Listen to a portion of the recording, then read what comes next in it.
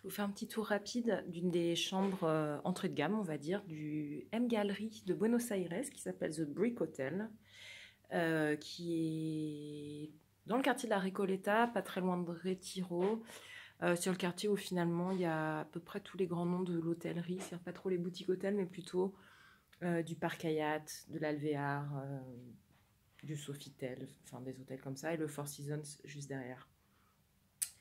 C'est très grand pour une chambre entrée de gamme, justement.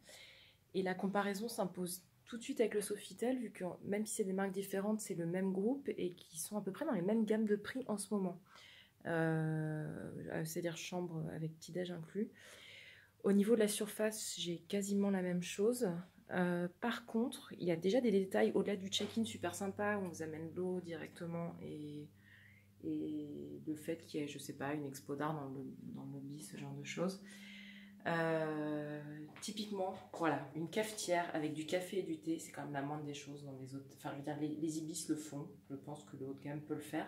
Et Sofitel, ici, ne le fait que pour les suites, ce qui me paraît totalement bizarre.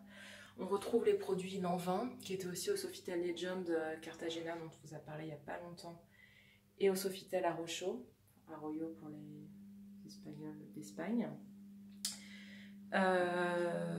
Sous la douche aussi, et au niveau de la baignoire, voilà. Donc là, j'en conclus que Hermès n'est plus dans le groupe Accor, ou alors, je sais pas, ça doit être un truc de territoire. Mais en tout cas, en Amérique du Sud, pour l'instant, que ce soit en Colombie ou ici, c'est Lanvin qui l'emporte dans le haut de gamme Accor.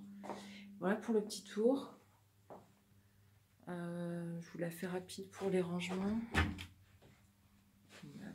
Des chaussons, sûrement un kit à couture, voilà. Si ça peut vous aider à savoir si vous resterez 3 jours ou 3 semaines. Voilà pour la chambre. Au niveau de la vue, c'est important parce que ne pas avoir de vis-à-vis sur des grands axes à Buenos Aires, même depuis le 8e étage, comme c'est le cas ici, ça veut dire limiter les gros passages de bus qui vous réveillent à 5 h du matin. Et là, je pense que ça ne va pas du tout être le cas. On est sur le côté résidentiel de la Recoleta. Donc pas très loin du cimetière pour ceux qui visitent. Voilà.